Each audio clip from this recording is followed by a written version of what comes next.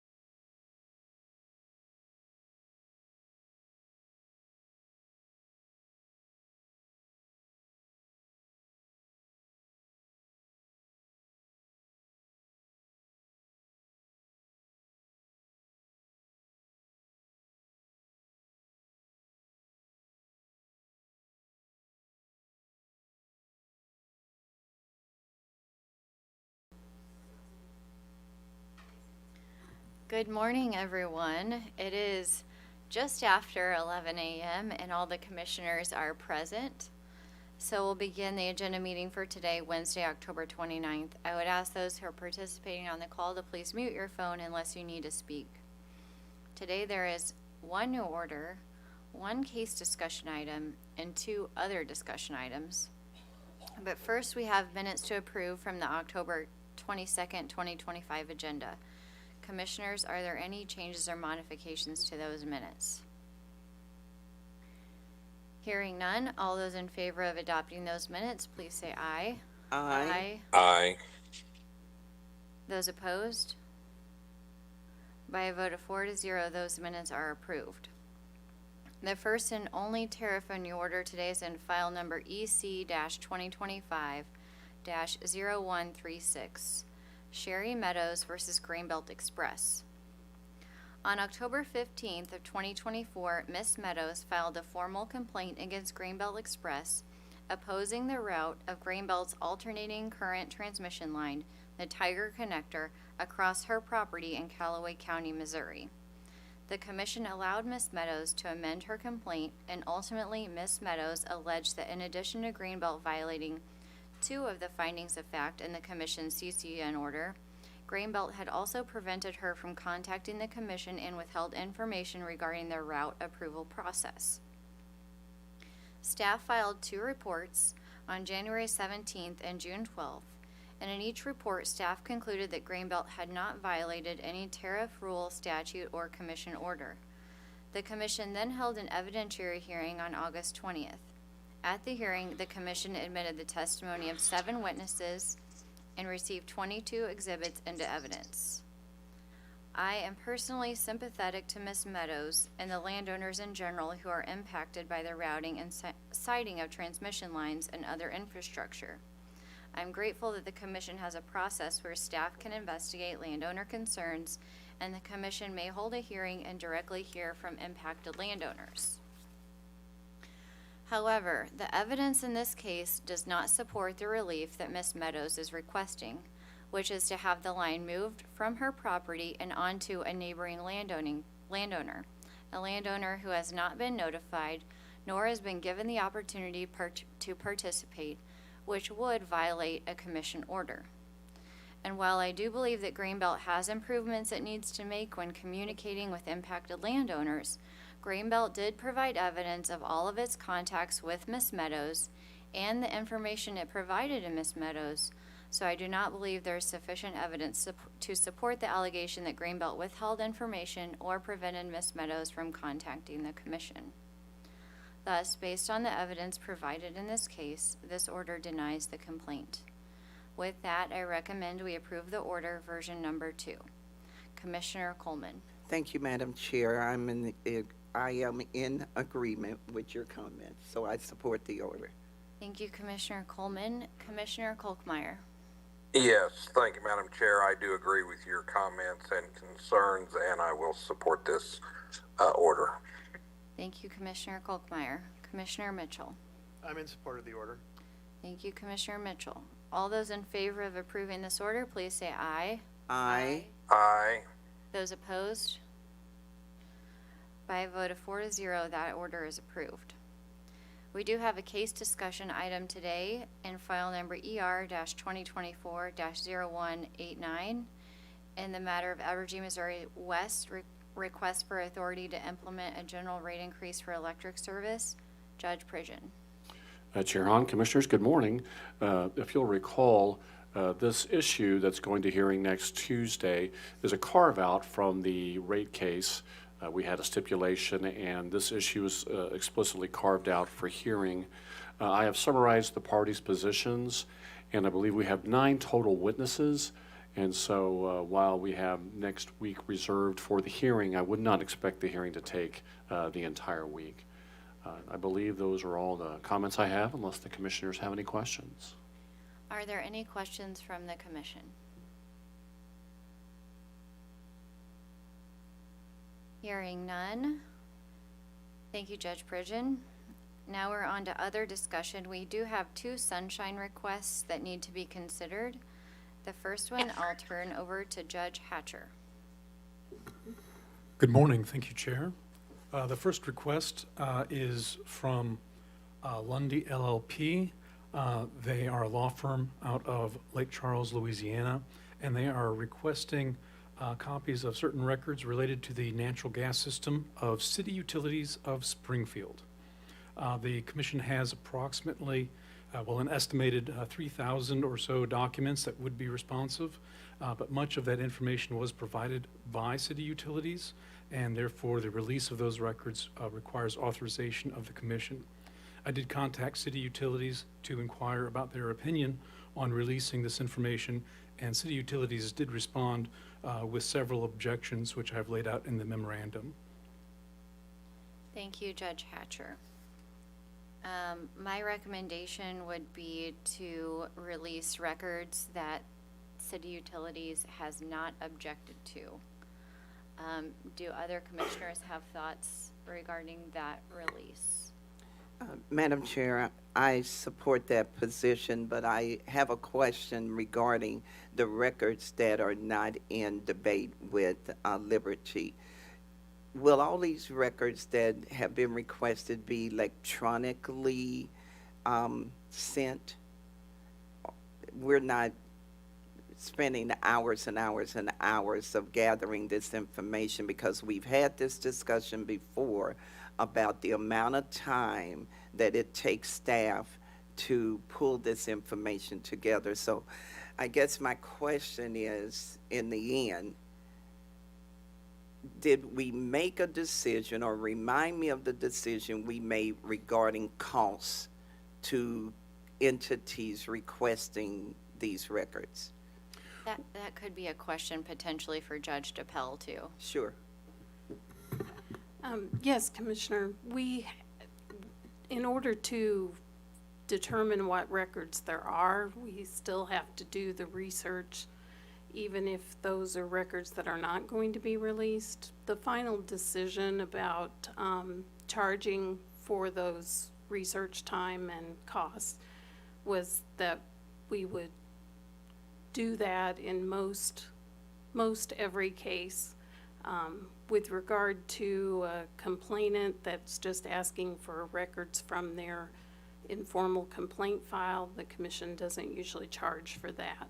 But in an instance like this, the cost of doing the research and preparing the documents is charged to the requester. I don't need a dollar figure, but you're saying that we do intend to charge for the time, the work that goes into gathering these records. We do, and that is in accordance with the Sunshine Law, and we charge the lowest cost of the lowest salary of a person that could have done the work. We cannot, however, charge for the time, the legal review time. We cannot charge for the time it takes the judge or the general counsel's office to review it to see if it is, in fact, releasable information. All right. I just want to make sure we're getting some money from somewhere. Thank you. Thank you, Commissioner Coleman. Other questions? No, Madam Chair, I just wanted to say thank you to Commissioner Coleman for the question, and thank you to Secretary DePel for the answer, because I was curious as well. Great, thank you. Okay, I would make the motion that we release only, I just had one. oh, sorry, Commissioner Sorry. Mitchell. Apologies. Yeah, I read through City Utilities' list of objections and rationalization behind them. I thought they were all, logical and supportable objections. I'm just curious, do we know why the records are being requested? No, Commissioner. The letter did not specify a reason, only the request. Thank you. Any other comments or questions from the commission? My apologies, Commissioner Mitchell. No worries. At this point, I would make the motion to release only the documents that City Utilities has not objected to the release of. Do I have a second? I second. Second. All those in favor of that motion, please say aye. Aye. Aye. Those opposed? By a vote of 4-0, that motion carries. We do have a second sunshine request to be considered. I'll turn it over to Judge DePel. And the second request is similar to one that I mentioned earlier, and that is, this is from a customer who asked for information related to their informal complaint. The commission also had documents that were provided by the company, and I contacted the company, and they do not have any objection to the release of that information. So I recommend that the commission vote to release those documents. Thank you, Judge DePel. Are there any questions for Judge DePel from the commission? Hearing none, a vote is needed. I would make the motion that we vote to release these documents to the customer. Do I have a second? So moved. Second.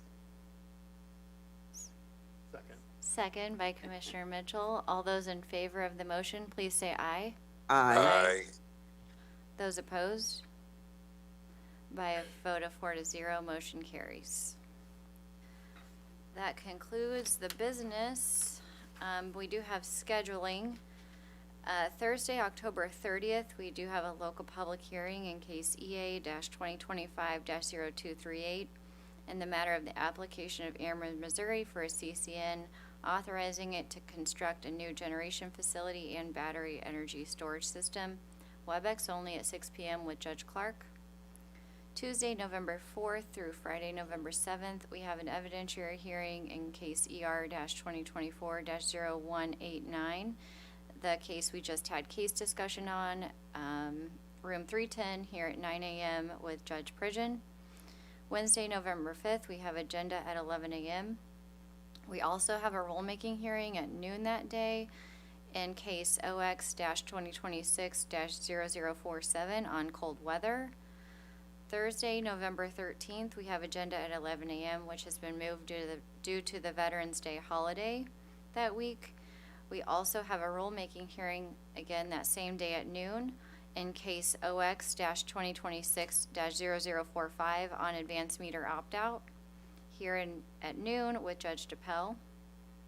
Monday, November 17th through Friday, November 21st, we have an evidentiary hearing scheduled in case ET-2025-0184 in the matter of the application of Ameren, Missouri for approval of new modified tariffs for service to large load customers here in room 310 at 9 a.m. with Judge Clark. That same week, Wednesday, November 19th, we have agenda at 11 a.m. And at the end of that week, Friday, November 21st, we also have a rulemaking hearing at noon that day in room 305 in case OX-2026-0046 on HVAC with Judge DePel. Commissioners, are there any changes or modifications to the schedule? Hearing none, and any further business coming before the commission? Other than happy belated birthday to Commissioner Mitchell. Thank you. Happy birthday. No further business coming before the commission. We are adjourned. Thank you, Thank you, Madam Chair. Thank you. You.